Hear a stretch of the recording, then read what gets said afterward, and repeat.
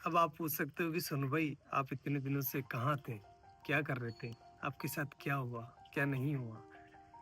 तो भाई लोगों सच बता रहा हूँ, पिछले 60 दिनों से मैं अपने घर पर बैठकर रो रहा हूँ। बहुत सारी एंजाइटी फील कर रहा हूँ और बहुत कुछ हो रहा है मतलब, क्योंकि मेरी जिंदगी बर्बाद हो चुकी है। अब मेरे पास कुछ भी नहीं है करने को। क्या हुआ है मेरे साथ, कुछ अलग हुआ है मेरे साथ, जिस वजह से जो भी मैं था ना वो खत्म हो गया है।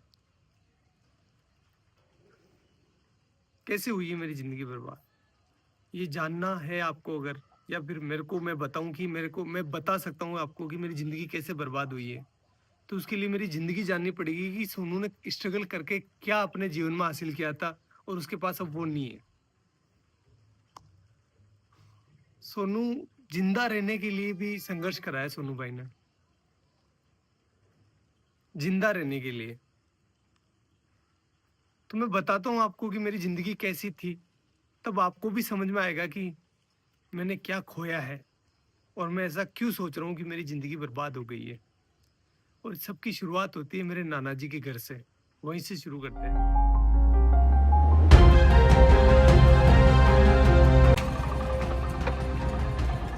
गाइस ये है मेरे नाना नानी का घर, जहां पर मेरा जन्म हुआ था।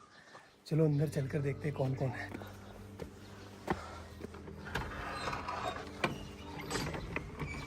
गाइस मामी है, मामी से बात करते हैं। दोग जी मामी कैसे हो, बढ़िया ठीक, क्या कर रहे हो? हाँ तैयार है, सब तैयार है। तो कुछ ऐसा दिखता है नाना नानी का घर। मेरा जन्म हुआ था यहाँ पर।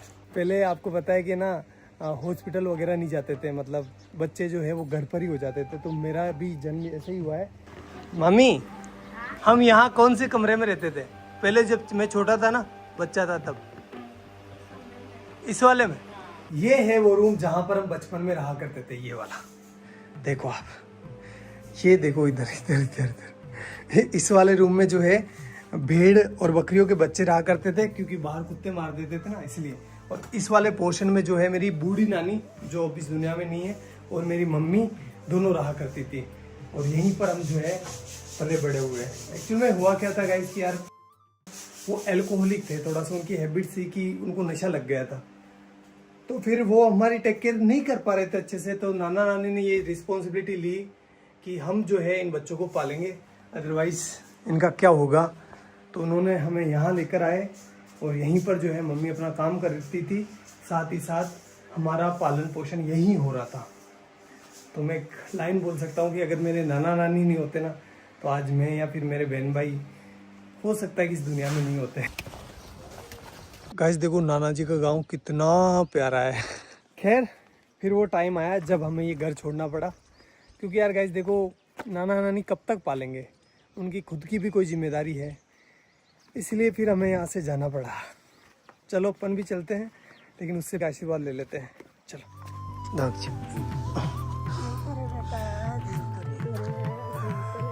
मेरी नानी है, आपको बाद में बताऊंगा इनके बारे में भी। और अपने गांव आते ही हमें घरेलू परिस्थितियों के कारण अपने घर नहीं घुसने दिया गया, इसलिए हमने बड़े पापा की कोठी का चुनाव किया। म्याऊ म्याऊ।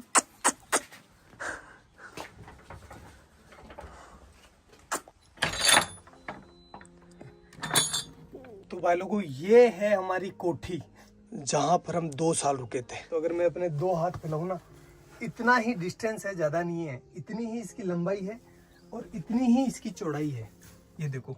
और हाइट आप देख सकते हो, बस इतना ही है। मेरी हाइट थोड़ी कम है, इस वजह से यहाँ पर जगह भी कम रह गई थी। केवल यहाँ पर एक छोटा सा मचान बिछाने के लिए जगह थी। और ऊपर से जो है बरसात का पानी टिपकता नहीं था, बरसात का पानी गिरता था, क्योंकि ये छत है ना थोड़ी नीचे है। और यहाँ पर आप देख सकते हो नीचे जो इसका फर्श है ना, फर्श वो बना हुआ था गोबर और मिट्टी का। इस वजह से यहाँ पर कभी कभी सांप आ जाया करते थे, अपने घर बना लिया करते थे।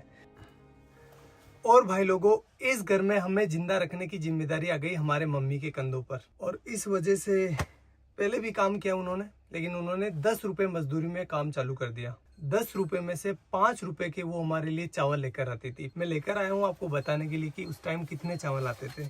इतने चावल आते थे 5 रुपए के। तो इन चावलों से वो हमारा पेट भरती थी, तीनों बहन भाइयों का सॉरी, और खुद भूखी सो जाती थी कि मेरे बच्चों का पेट भर जाए, बस बहुत है, मैं तो निकाल लूँगी रात। और हम ना समझते उस टाइम, तो हम नहीं समझ पा रहे थे कि हमारी माँ जो है वो भूखी सो रही है। हम तो बस अपना पेट भरने का ध्यान दे रहे थे। लेकिन मेरी मम्मी जो है उस टाइम बिना कुछ खाए भूखी सो रही थी। एक जो कटोरी होती है आटे की,